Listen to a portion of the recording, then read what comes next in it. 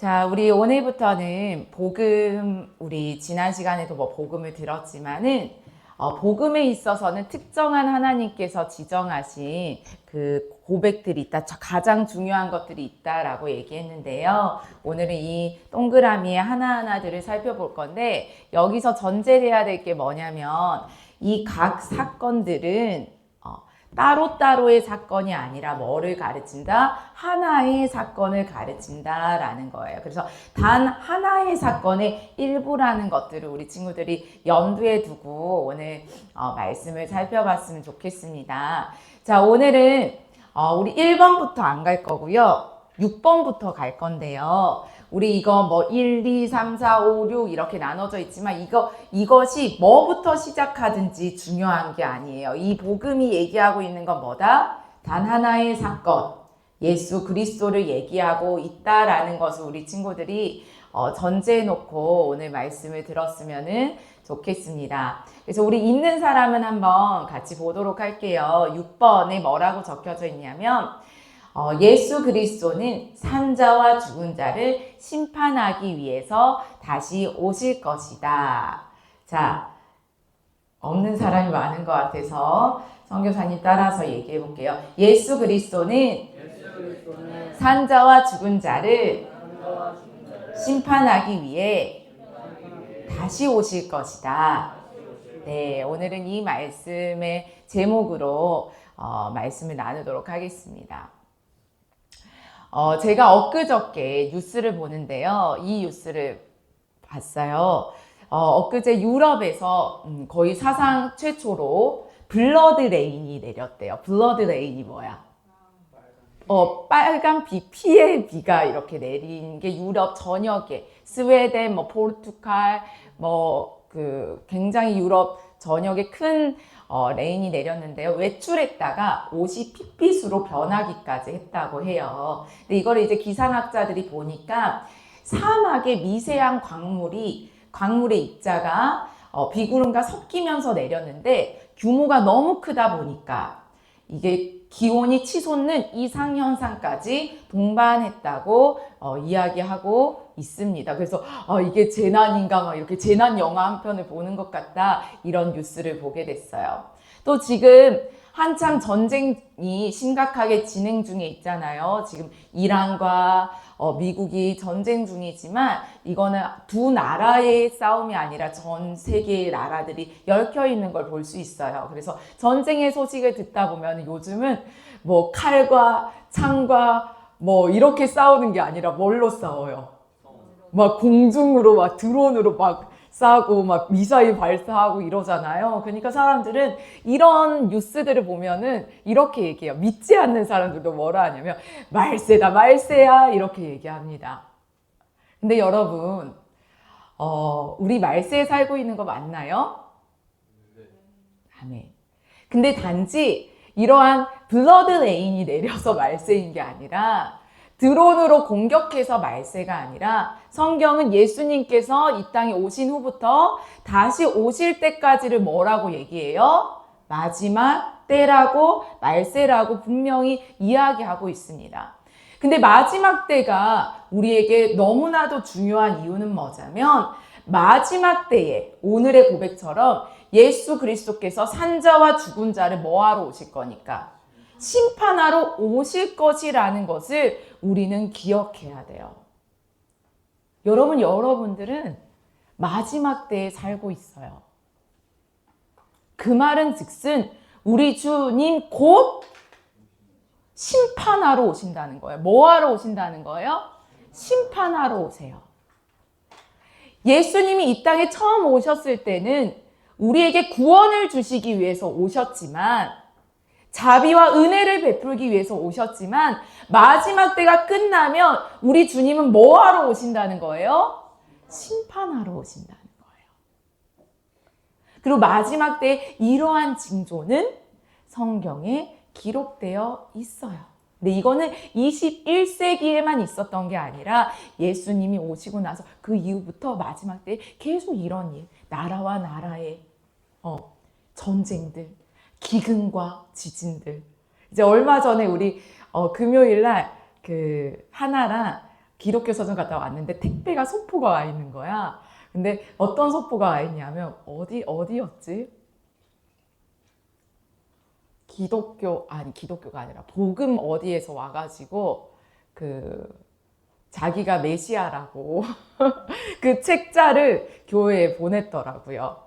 가장 첫 번째 페이지에 한국인 어떤 사람의 얼굴이 있어요. 이름을 호명하지 않을게요. 왜냐면 그분 성함이 성민이 아버님이랑 성함이 동일해가지고 내가 자칫 잘못하면 성민이가 마음이 상할 수가 있어서 하여튼 그분이 굉장히 유명하신 분인데 거짓 선지자로 유명하신 분인데 그 택배가 딱 와 있었어요. 그러니까 마지막 때에는 거짓 선지자가 많을 것이며 내가 예수 그리스도를 한 자가 많을 것이며 그리고 사람들이 서로를 미워하겠으며 무정하겠으며 이거는 다 성경에서 기록된 대로 가는 거예요. 그래서 우리는 이러한 뉴스와 기사를 볼 때마다 어떻게 생각해야 돼? 아, 진짜 마지막 때가 맞구나. 성경 사람들은 자기들의 유익과 욕심을 따라 전쟁하고 싸우고 하지만 하나님의 말씀은, 하나님의 계획은 하나님의 뜻대로 여전히 진행 중에 있구나. 그래서 나는 마지막 때를 준비하고 있는가를 우리는 돌아봐야 됩니다. 여러분, 예수님 반드시 곧 오십니다. 아멘? 왜 우리는 그걸 믿어요? 블러드 레인이 내려서요? 아니면 전쟁이 심각해서요? 왜 우리는 주님 곧 오신다는 걸 믿어요? 성경이 그렇게 얘기하고 있기 때문에 믿는 거예요. 그래서 우리는 주님이 직접 예수님이 주신 것, 하나님 말씀에 관심을 가져야 된다는 거예요.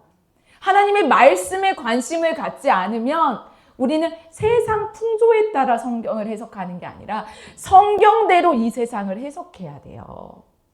그래서 예수님이 다시 오실 징조에 대해서 사복음서가 공통적으로 얘기하는 게 있어요. 서연아, 사복음서가 뭐야?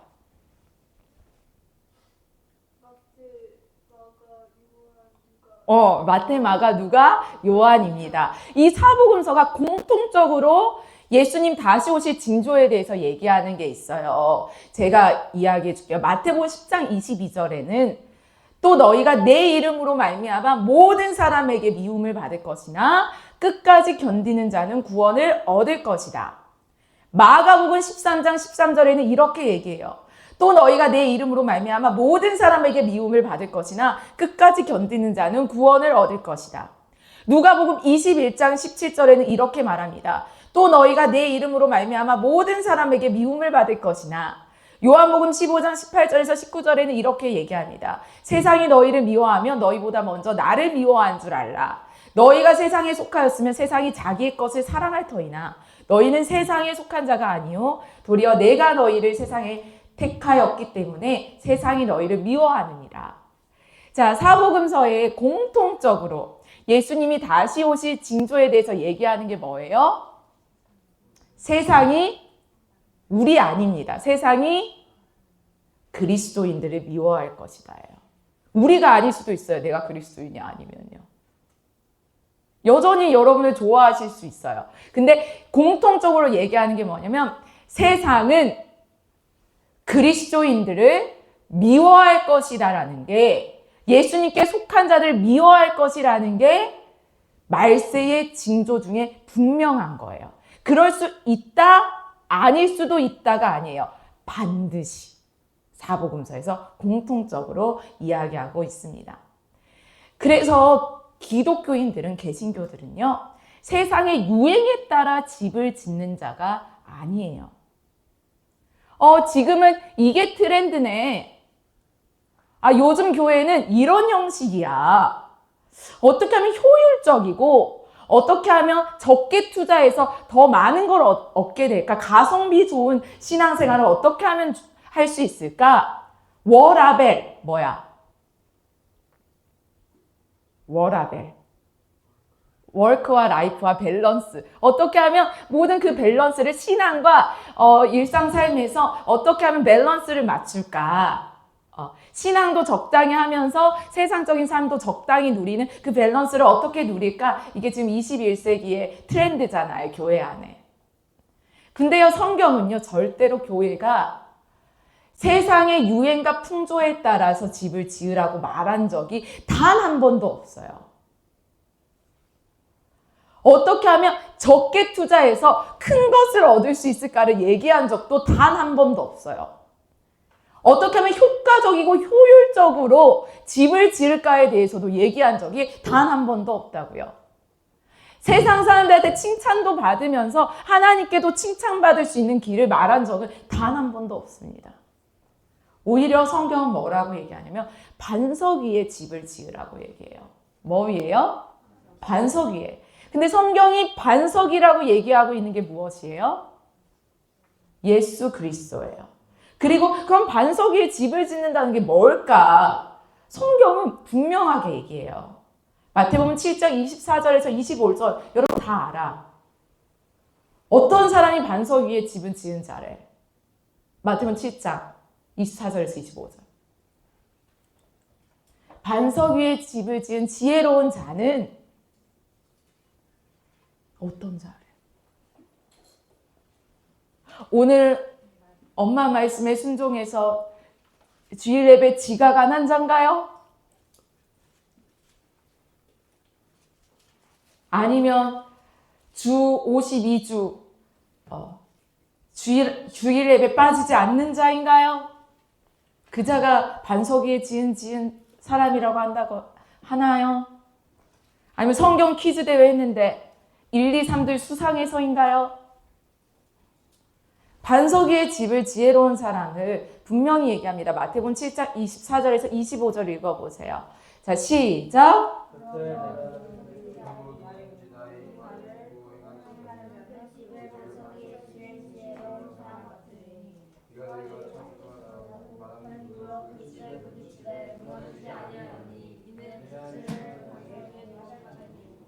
네, 반석 위에 집을 지은 자가 누구라고 얘기해요?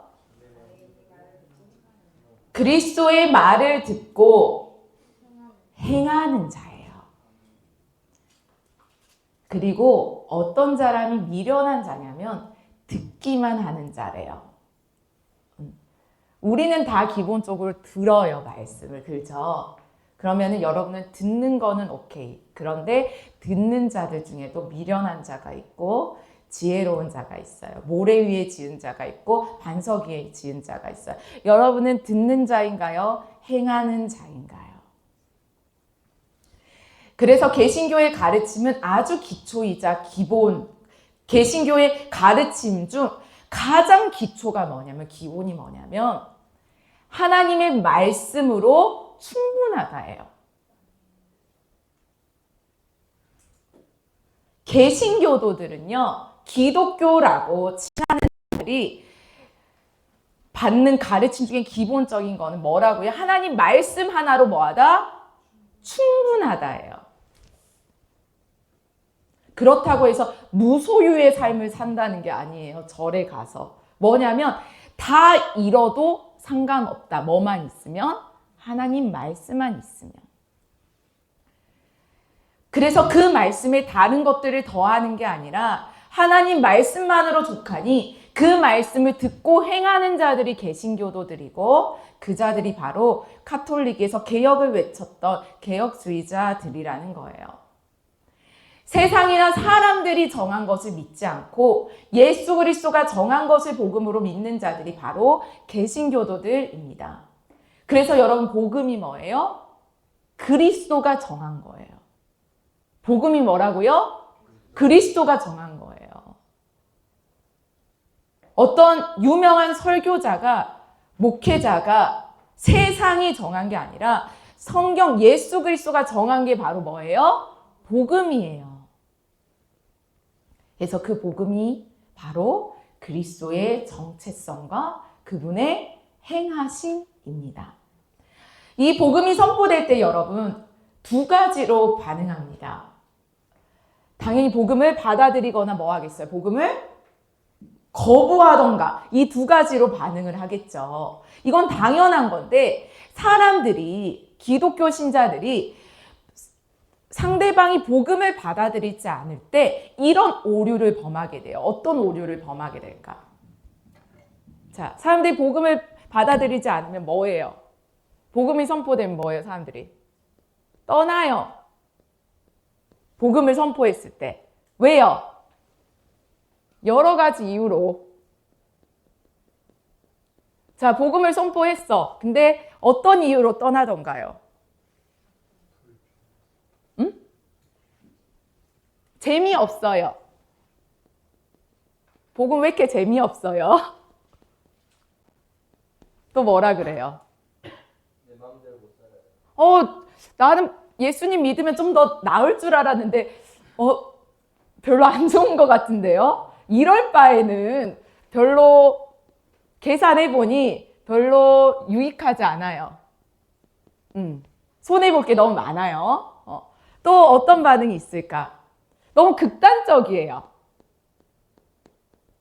또 뭐예요? 현실과 너무 동떨어져 있어요. 현실에서 안 맞아요. 근데 사실 이 모든 이유가 뭐예요? 이 모든 이유가 뭐예요? 하나님이 정하신 대로 안 하고요. 내가 원하는 대로 믿고 싶어요. 그러니까 내가 나라는 사람이 어떻게 하면 더 내가 보기에 잘 살 수 있는지가 기준이기 때문에 결국 하나님께 반역하는 이유예요. 모든 것들이. 근데 오류가 뭐냐면 이렇게 사람들이 반응할 때 이제 복음 전도자들이 어떻게 실수를 하냐면 사람들이 재미없어 하네. 좀 재미 요소를 넣어야겠다. 사람이 유익하다고 안 하네. 어떻게 하면 이게 유익한지 이해시켜야겠다. 극단적이라고 하네. 너무 극단적이라 생각하니까 좀 적당히 내가 말씀도 극단적으로 얘기 안 하고 조금씩 이해할 수 있는 만큼만 얘기해야겠다. 갑자기 목숨까지 내놓으라 하면 당연히 도망가니까 예수 믿으면 복도 주고요. 병도 낫고요. 하나님은 여러분이 행복하기를 원하고요. 늘 돌보시고요. 막 이런 걸 첨가해요. 현실과 안 맞다. 얼마나 현실적인데요. 예수님 우병이어 사건에 사람들 먹이시기도 했잖아요. 우리 먹이시고 막 이렇게 최대한 비위를 맞춰요. 그러니까 2번이 뭐냐면 실수가 오류가 방법이나 기술을 더합니다. 자, 방법이나 기술을 더하면 여러분 중요한 게 뭐냐면 세 번째 뭐가 될까요? 결국에는요, 복음을 버리게 돼요. 이게 우리 복음 전도자들이 범하는 가장 큰 오류예요. 여러분, 복음은요, 이런 식으로 재미와 유익과 현실 이런 것들에 맞춰져서 전해질 수 없는 거예요.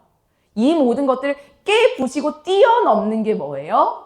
복음인 거예요. 왜냐하면 복음은 이 땅에 소망이 없음을 얘기하기 때문에 이 땅에 소망이 있음을 통해서 이런 방법과 기술로는 복음이 전해질 수 있다 없다? 없다라는 거예요. 그래서 복음은요, 선포되는 거예요. 우리 안에 왜 복음이 없는지가 어쩌면 이런 순서일지도 모르겠어요. 한국교회에 복음이 희석된 이유가 이런 이유이지 않을까 싶어요. 근데 이 모든 이유는 공통적이에요. 뭐예요? 하나님께 반역한 거예요. 그럼 이거를 설득시키려면 뭐냐면 하나님께 반역해도 괜찮아요. 하나님은 사랑이시니까요. 하나님께 반역해도 괜찮아요. 하나님은 당신에게 맞춰주세요. 얼른 교회에 오세요. 이게 복음이 아니라는 거예요. 복음을 선포하는 것입니다. 그래서 그 복음을 믿는 자들에게 세례를 주고 가르치는 거예요. 그래서 복음은요, 이해되는 게 아니에요. 성령님이 받아들여지게 하는 거예요. 그래서 여러분, 영어에서도 잘못 번역된 게 있는데 accept이 아니라 receive예요. accept은 무슨 뜻이에요? 받아들이다죠. receive도 뭐예요?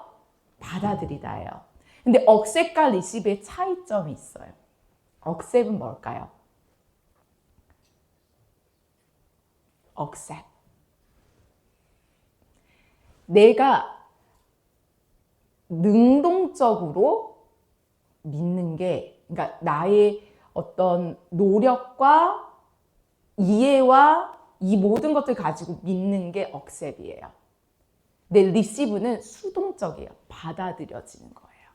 그래서 이 믿어지는 거는 누구만 가능해요? 누가 역사해야지만? 성령이 역사해야 되면 가능한 부분이에요. 자, 그래서요, 에레미야의 우리 대표적으로 복음 증거자의 우리 성경에 근거했을 때 예레미야를 보면요. 예레미야는 구약의 대표적인 선지자였어요. 어떤 선지자라고 불려요? 예레미야? 눈물의 선지자. 예레미야가 하나님의 심판과 동시에 회복을 전했지만 복음을 전하는 거에 있어서 전 시대를 통틀어서 효과가 없었어요. 전하면 전할수록 백성들에게 배척당하고요. 전하면 전할수록 감옥에 갇히고요. 목숨의 위협을 받았어요. 예레미야는 자신은 아이라고 말할 수 없다고 했어요. 처음에 하나님께 사명을 받았을 때 하나님 저는 아이입니다. 그러니까 사람들은 예레미야의 나이를 추정하기를 20대로 추정해요. 왜냐면 아이라고 얘기했으니까. 저는 아이여서 어려서 말할 줄 모릅니다. 근데 예레미야 1장 7절에 하나님께서 이렇게 말해요. 너는 아이라 말하지 말고 내가 너를 누구에게 보내든지 너는 가며 내가 내게 무엇을 명하든지 너는 말할지니라. 이게 복음 전도자의 역할이에요. 너의 어떠한가 상관없이 내가 말하고 내가 보낸 곳에 너는 뭐해? 말하고 전해. 그래서 예레미야는 신실하게 복음을 선포하고 하나님께 돌아올 것을 이야기했지만 백성들은 끝내 돌이키지 않아서 심판을 자초했어요. 그래서 분열이 됐죠. 복음을 전하는 것에 전 시대를 통틀어서 예레미야는 가장 효과가 없었지만 뭐 했어요? 신실했어요. 그래서 우리는 예수를 믿는 자들이 이러한 복음을 들으면 가장 많이 하는 질문이 뭐예요? 그럼 내가 뭐를 하면 될까요? 저 예수님을 믿는데 그럼 뭐를 하면 될까요? 어떤 특별한 일을 하는 게 아니에요. 뭐예요? 신실하게 주님께서 맡기신 그 복음을 뭐 하는 거예요? 증언하는 거예요. 그래서 그리스도인들은요, 복음을 전할 때요, 한 명의 관중만 생각해요. 복음을 전할 때. 그 한 분이 누굴까요? 그 관중이 누굴까? 한 명의 관중. 복음을 전할 때. 다른 거 다 신경 쓰지 않아도 돼요. 복음을 전할 때 한 명의 관중만 신경 쓰면 돼요. 누굴까? 하나님이야. 대표적인 게 여러분 스데반이 순교하기 전에 많은 공회 앞에서 복음을 증거했어요. 구약부터 쭉 얘기하면서 그분이 예수 그리스도가 아니냐, 너희가 죽인 예수 그리스도가 아니냐 쭉 설명하는데 스데반은 그들 앞에서 얘기했지만 누굴 바라보고 해요? 스데반 눈에 하늘에 예수 그리스도가 보였다는 거야. 복음 전하는 자는 앞에 있는 사람들의 반응에 신경 쓰는 게 아니라 그 예수님을 바라보면서 그 예수님 앞에서 증거하는 거예요. 그 사람이 받아들이고 안 받아들이고는 우리의 몫이 아니라는 거예요. 그 관중은 바로 예수 그리스도입니다. 한번 볼게요. 사도행전 7장 55절에. 진짜 그렇게 나와 있는지. 스데반이 진짜 예수 그리스도를 바라보면서 그렇게 증거했는지. 사도행전 7장 55절. 아멘. 자, 읽어볼게요. 시작.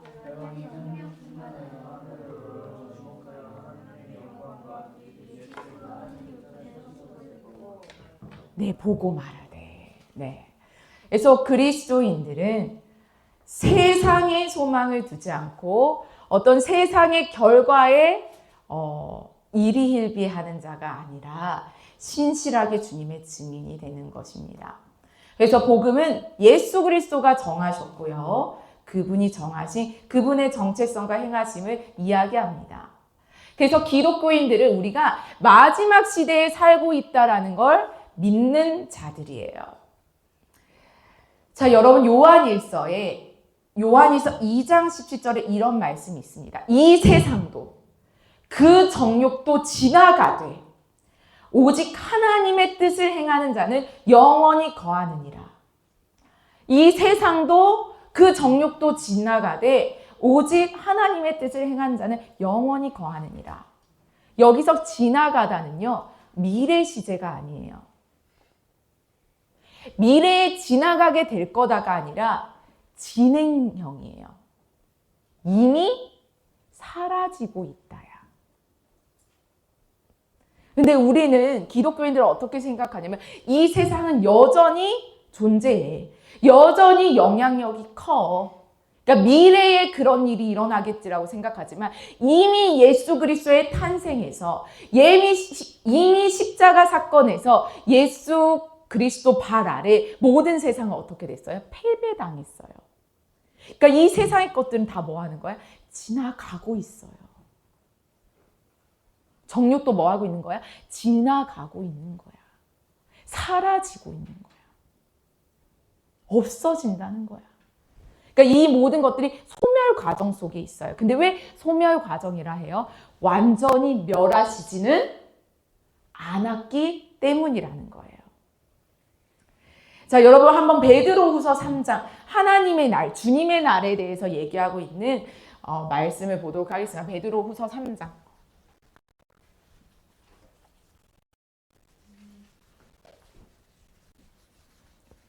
여러분 심판은요, 창세기부터 얘기해요. 성경 곳곳이 계속해서 반복적으로 얘기하고 있는 게 심판이에요. 자, 우리 베드로후서 3장 보도록 하겠습니다. 자, 1절, 2절 저랑 교독할게요. 여러분이 먼저 읽어주세요. 시작.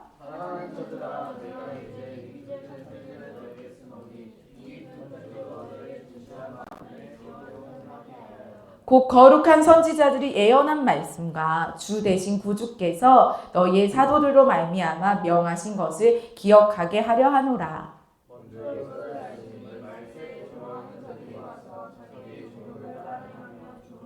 네, 마지막 때에 조롱하는 자들이 와서 자기의 정욕을 따라 행하며 조롱할 거래요.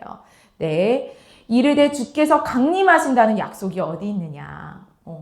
주님이 지금 온다고 한 지가 2000년이 지났는데 강림한다는 약속이 어디 있느냐.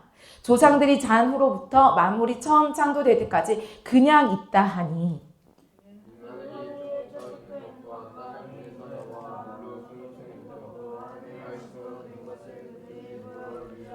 네, 이 말이 뭐예요? 하나님의 말씀으로 이 땅이 존재하고 한 것처럼 하나님 말씀대로 심판이 올 거라는 걸 잊으려 한다는 말이에요. 이로 말미암아 그때의 세상은 물이 넘침으로 멸망하였을 때, 이때가 언제야? 물이 넘침으로 멸망하였을 때. 노아의 때지. 자, 7절.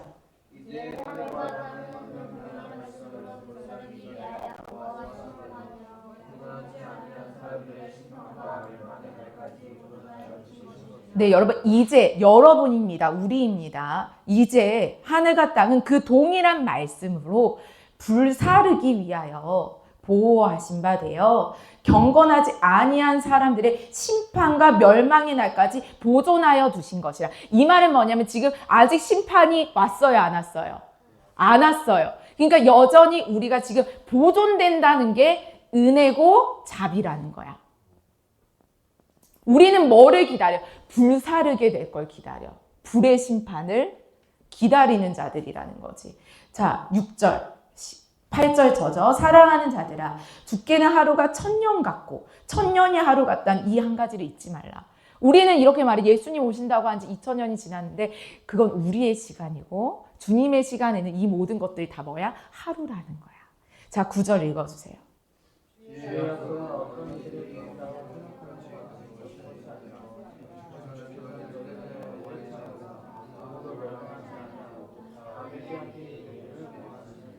주님 너무 더딘 거 아니에요? 가 아니라 주님께서 오래 참고 그게 자비야.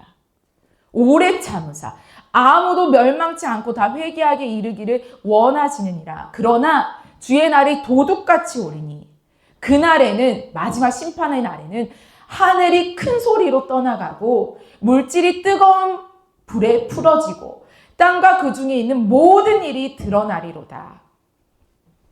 여러분, 이 모든 것이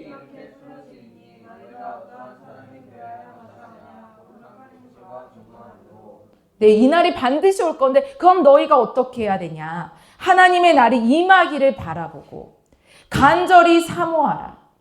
그날에 하늘이 불에 타서 풀어지고 물질이 뜨거운 불에 녹아지려니와.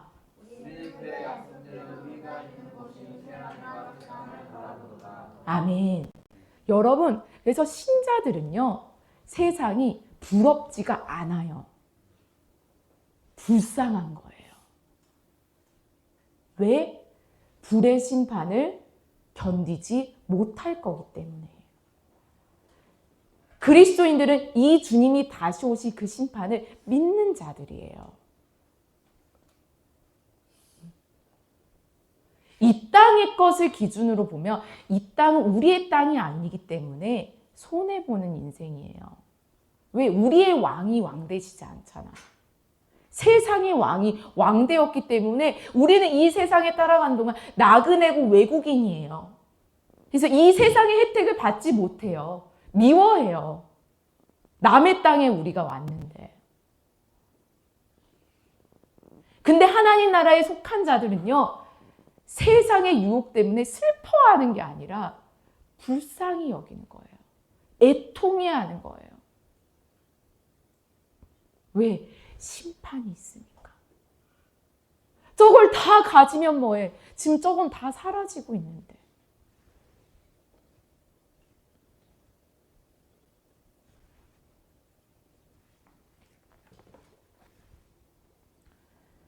우리는 마지막 때에 살고 있습니다. 여러분, 원수들은 이미 십자가 위에서 멸망당했어요. 패배당했으나 아직 멸망되지 않는 시기에 살고 있습니다. 그래서 여러분이 이 그림을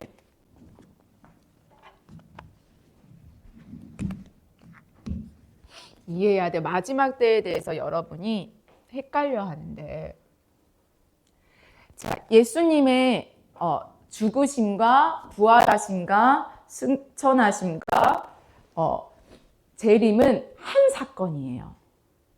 단 하나의 사건이에요. 따로가 아니라는 거죠. 그 단 하나의 사건이 사건인데,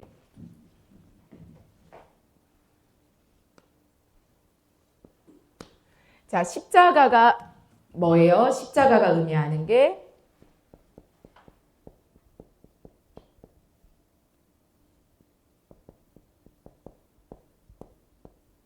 부활,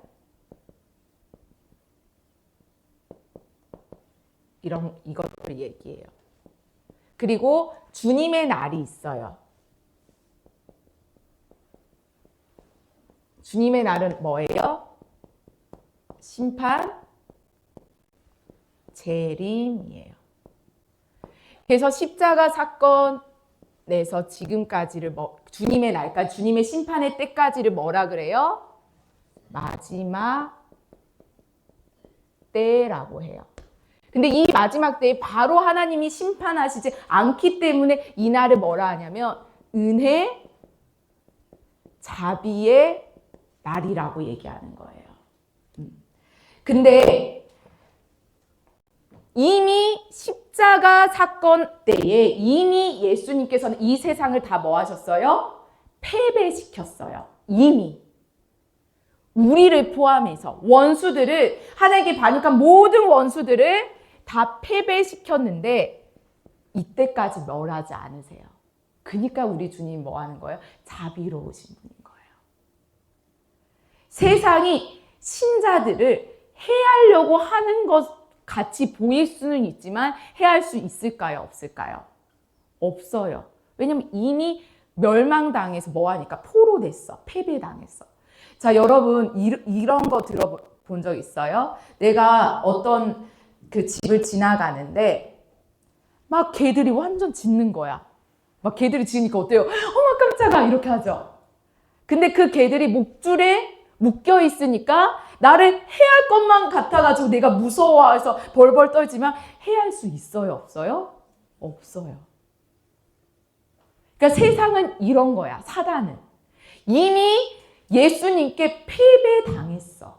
예수님과 싸우시지 않아요. 사단은 예수님과 동급이 아니에요. 이미 패배당했어요. 그래서 우리를 멸할 것 같아요. 우리를 해야 할 것만 같아요. 우리 느낌상. 근데 기억해야 되는 건 뭐냐면 하나님의 뭐에 있어? 목줄에 잡혀 있는 거야. 그러니까 해야 하는 것처럼 보이지만 신자들을, 하나님의 자녀들을 해야 할 수 있다 없다? 없다는 거야. 그래서 예수 그리스도를 믿음으로 예수 그리스도 안에 있으면 우리가 이제 원수였는데 뭐가 된 거야? 하나님의 자녀가 됐잖아. 그래서 이미 예수님과 함께 통치하고 있는 거야. 이 세상을. 이미. 그래서 이때가 현 세대. 창세부터 예수님의 심판 전까지가 현 세대. 그리고 심판 이후가 뭐야? 장차올 세대를 이야기하고 있다라는 거예요. 여러분 마지막 때와 은혜의 때를 여러분이 제대로 기억하기를 바래요. 은혜의 때는 뭐냐면 물론 우리는 하나님이 일용할 양식 공급해줘 이것도 다 은혜지만 진짜 중요한 건 뭐냐면 오늘 내가 하나님 앞에 범죄해도 내가 오늘 하나님을 반역해도 하나님이 바로 심판하지 않으신다는 게 뭐예요? 은혜예요. 근데 이거에 안심할 수 있을까요? 없어요. 왜? 베드로후서 3장과 같이 주님의 날은 어떻게 온대? 도둑처럼 온대. 도둑이 이렇게 얘기하나요? 은유야, 나 월요일 날 3시에 너희 집 쳐들어갈 거니까 준비해 하고 도둑이 오나요? 아무도 모른다고 그랬어요. 하나님이 우리를 향한 목적은 우리의 행복이 아닙니다. 이 세상에 속하게 하려는 목적이 아닙니다. 이 세상의 것을 포기하지 않는 한 예수 그리스도를 따라갈 수 없어요. 왜? 예수님은 이 세상의 것을 다 폐하셨기 때문이에요. 현 세대에 가진 것들만 원수들이 파괴할 수 있어요. 사탄은요, 현 세대, 그러니까 이 세상에 속한 것들만 파괴할 수 있어요. 이 세상에 속하지 않는 것들은 사단은 파괴할 수 없어요. 그리스도 안에 있다는 것은 이 세상에 속하지 않는 자들이기 때문에 그들을 해할 수 없다는 거예요. 그럼 누가 여러분 세상 사람들일까요? 누가 세상 사람들이에요? 세상의 것을 꽉 잡고 있는 사람이 세상 사람인 거예요. 그래서 죄가 무엇이에요? 하나님이 우리를 창조한 대로가 아니라 우리가 우리 자신을 창조하는 것이 죄입니다. 결국 하나님을 신뢰하지 않고 반역하는 것이죠. 그래서 우리는 죄를 가볍게 여겨서는 안 된다는 거야. 예수님은요, 율법을 잘 지킴으로 구원자가 되신 게 아니에요. 율법의 저주를 받으심으로 구원자가 되셨습니다. 복음은 마지막 시대에 이때의 메시지예요. 주님이 여전히 당신들에게 자비를 베풀고 계십니다. 여전히 주님이 당신들에게 은혜를 베풀고 계십니다. 그런데 기억하세요. 주님 곧 오십니다. 회개하고 하나님 나라가 가까웠으니 복음을 믿으세요가 선지자들과 믿음의 조상들과 사도들이 지금까지 외쳤던 그 복음이 그거예요. 지금도 똑같습니다. 21세기요. 하나님 눈에는 하루라는 거예요.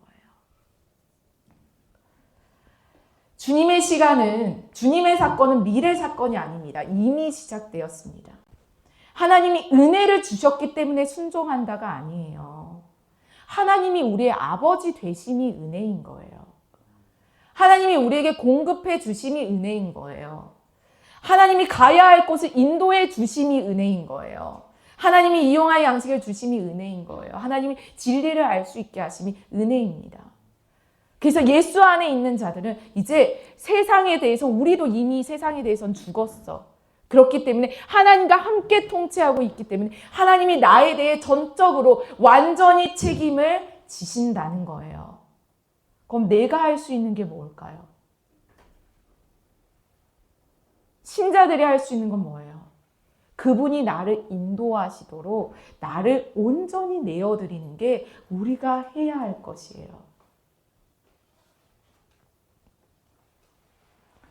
예수 그리스도를 믿는 자들은 이미 그리스도와 함께 천국에 있습니다.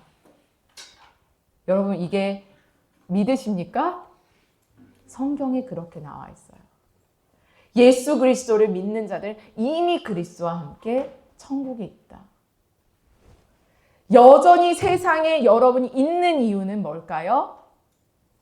그리스도를 이 땅에서 뭐 하라고? 증언하기 위해서예요. 세상은 우리에 대해서 책임이 이제 더 이상 없어요. 세상의 것이 아니기 때문에. 누가 우리를 책임져요? 그리스도가 책임져요. 내가 가지고 있는 모든 것이 그분의 것이기 때문에 언제든지 드릴 준비, 내어드릴 준비를 하는 거예요. 그래서 전적으로 우리는 주님의 다시 오심을 증언하면서 살아야 됩니다. 그래서 주님이 우리를 직접 다스리기를 원했다는 것이 주님이 우리를 창조하신 목적이었다는 거예요. 근데 직접 다스리지 못하는 이유가 뭐였다고요? 우리 앞서서 계속 설교 때 들었던 게 주님이 왜 직접 다스리지 못해? 응? 우리가 거부했기 때문이라는 것을 기억해야 돼요. 그래서 복음은요, 여러분, 예수 그리스도를 받아들이는 거예요. 요령이 있지 않아요. 그분을 받아들이는 거예요. 하나님 나라는 무엇일까요? 기독교인이 모인 나라가 아니에요. 기독교 지도자들이 통치하는 나라가 하나님의 나라가 아니에요. 주님께서 당신의 자녀들을 직접 돌보시는 나라가 뭐예요? 하나님의 나라예요. 그래서 하나님의 나라는 도래했어요. 도래했어요.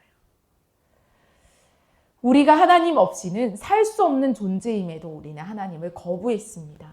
그래서 우리는 중재자, 주님은 정부, 가족, 사회기관, 부모 등을 통해서라도 우리를 보호하시는 걸 놓치지 않으세요. 너무 은혜롭고 자비로우신 분이죠. 그러나 세상의 방법은 여러분 기억하세요. 일시적입니다. 다소라 일시적이 무슨 뜻인지 알아? 일시적인 건 잠깐뿐이라는 거야.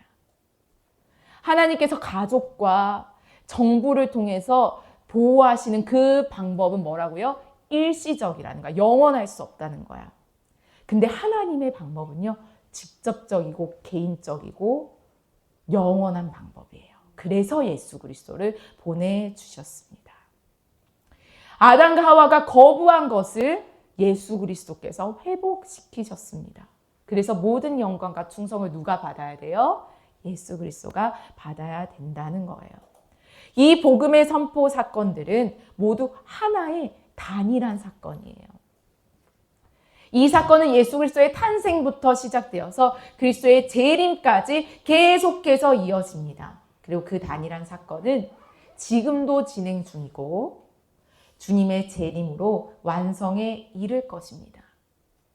여러분, 주님이 다시 오실 거라는 거는 요한계시록이나 일부 복음서에만 등장하는 내용이 아니에요. 그리스도의 재림은 성경 시작부터 마침까지 계속해서 얘기하고 있어요. 에덴 동산 이후로 계속해서요. 심판이 있을 거라는 예고는 신약 성경에 새롭게 등장된 게 아니에요. 심판의 메시지는 성경의 시작부터 마지막까지 계속 언급되고 있어요. 근데 구약 때는 어떻게 했어요? 바로바로 뭐 하셨어요? 심판하셨죠. 새로운 점은 창세기부터 언급되어 온 그 심판이 이제 시작되었는데 뭐 하신다? 유보하고 계신다. 기다리고 계신다는 거야. 근데 창세기부터 똑같대. 하나님께 반역하는 자들은 다 뭐 해서요? 멸망당했어요. 하나님을 거부하는 자들은 다 뭐 했어요? 멸망당했어요. 근데 여러분, 내가 죄 짓는데 하나님께 반역하는데 하나님이 여전히 나 돌보시네. 이게 은혜네. 은혜 맞죠. 근데 그게 여러분의 영원한 은혜, 영생을 책임지지 않는다라는 걸 우리는 기억해야 됩니다. 많은 현대 기독교인들이 깨닫지 못하는 사실이지만 이거는 성경의 특별한 가르침이 여러분 아니에요. 뭐예요? 기본적인 가르침입니다. 그래서 오늘 여러분과 같이 나누고 싶은 게 많았는데 많은 것보다 이거를 반드시 여러분이 기억했으면 좋겠어요. 오늘 얘기했던 그게 뭐예요? 예수 그리스도는 산자와 죽은 자를 심판하기 위해 반드시 다시 오실 것이다. 언제가 마지막 때다? 십자가 사건부터 주님 다시 오실 때까지가 마지막 때다. 그 마지막 때를 다른 말로 뭐라 한다? 은혜의 때, 자비의 때라고 얘기한다. 그 이야기는 뭐다? 하나님이 바로 자신에게 반역한 자를 심판하지 않기 때문에. 근데 그게 하나님께 돌아올 수 있는 기회의 시간이지.